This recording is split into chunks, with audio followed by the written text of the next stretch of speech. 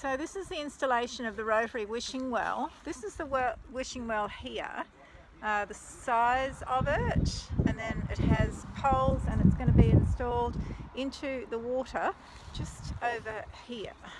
Right, so what I'll do is I'll just flick that there and we will go to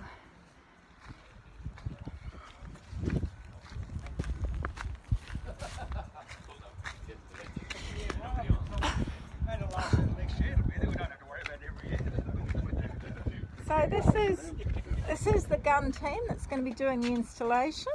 Right, yeah, the gun team. The gun team, this is Martin, and they're going to be putting that just down here into the water, right down here along that canal wall. Right, now, Yeah. so, and how long will it take you to do that? A couple of hours to do the rest of it now. Yeah. About 2 hours, maybe 3. Take longer than that by the time we tow across here and everything. Oh yes, we have to tow the pontoons across, so that's an extra bit. Yeah. We can do that simultaneously though with other activities. All right, and you'll be doing that on the 30th? 30th it's going Time in the to water, be confirmed. Yeah. All So right. we'll start in the morning and then put it in the water on the 30th. Okay, good.